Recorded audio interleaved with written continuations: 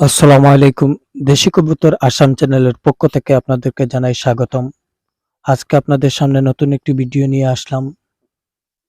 আপনারা আশা করি ভালো আছেন সবাই। আজকের ভিডিওয়ে আমি আলোচনা করব যে আপনারা দেশি কবুতর খামার গড়লে এদের খাদ্য কি দিবেন এবং গরমের দিনে কি যত্ন নিবেন তা নিয়ে আজকের এই ভিডিও। গরমের দিনে কবুতরকে কয়েকটি দিক লক্ষ্য করতে হয়। প্রথমত তার খাদ্য আপনারা সময় মতো দিতে হবে এবং তার খাদ্যের বিষয়ে লক্ষ্য রাখতে হবে। কি খাদ্য দিলে দেশি কবুতর আপনারা পোষণ করতে পারবেন বা কি খাদ্য লাগবে দেশি কবুতর পালন করতে হলে, এই বিষয় নিয়ে আজকের এই ভিডিও। গরমের দিনে সাধারণত কবুতরকে শুধুমাত্র ধান খাওয়ালে তাদের মুখে পাকা হয়ে যায়, এমনকি কবুতর পরবর্তীতে দেখা যায় মুখ ঘা হয়ে মারা যায়। এই দিক লক্ষ্য করে কিছুটা ধান দিয়ে কিছুটা ভাত সবজি, ঘরে পড়ে থাকা ভাত সবজি দিলে ভালো হয়, কারণ এইগুলো নরম খাদ্য। এগুলো খাওয়ালে সাধারণত আপনার কবুতরের বাচ্চা তাড়াতাড়ি বড় হবে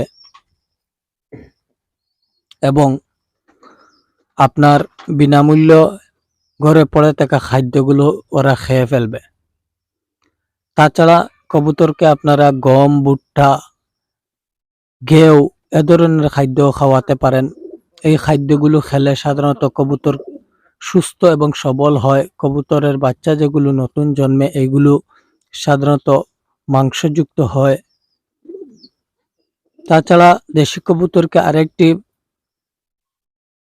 প্রধান যে বলতে পারেন পানীয় জল। এই দেশি কবুতরকে বা যে কোনো প্রাণীকে পানীয় জল দেওয়া অত্যন্ত জরুরি। এই প্রচন্ড গরমে তারা যদি বিশুদ্ধ পানি বা ভালো পানি, পিওর পানি, পানীয় জল যদি না পায়, তাহলে একসময় দেখা যায় খারাপ পানীয় জল খাওয়ার জন্য ওদের বিভিন্ন রোগের দেখা দেয়।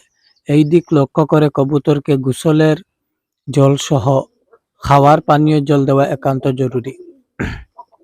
তাছাড়া এই প্রচন্ড গরমে আপনারা আপনাদের খামার লক্ষ্য করবেন যাতে ময়লাযুক্ত বা অপরিষ্কার না থাকে। যদি অপরিষ্কার থাকে, প্রায় সময় দেখা যায় এই কবুতর খামারে বিভিন্ন পোকামাকড়, মাছির বিচরণ, প্রায় সময় অনেক বাচ্চা মারা যায় এই মাছি পোকামাকড়ের কারণে।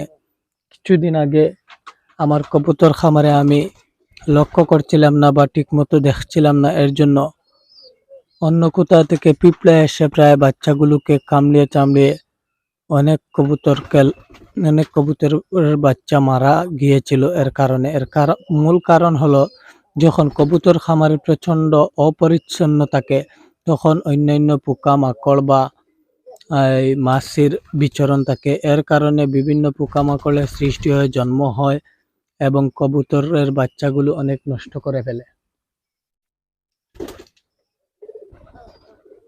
এই বলে আজকের ভিডিও এখানে সমাপ্ত করলাম। আর যারা আমার কবুতর খামারে এই চ্যানেলে দেশি কবুতর আসাম এই চ্যানেলে নতুন, তারা আমার চ্যানেলটি সাবস্ক্রাইব করবেন এবং আমার সাথে থাকবেন পরবর্তী ভিডিওতে। ধন্যবাদ সবাইকে। আমার কবুতরের চ্যানেলে তেমন ভিডিও দিতে পারিনি সময় মতো, এর জন্য দুঃখিত। আর যারা আমার পাশে বিনা স্বার্থে আছেন তাদেরকে অশেষ ধন্যবাদ। আসসালামু আলাইকুম।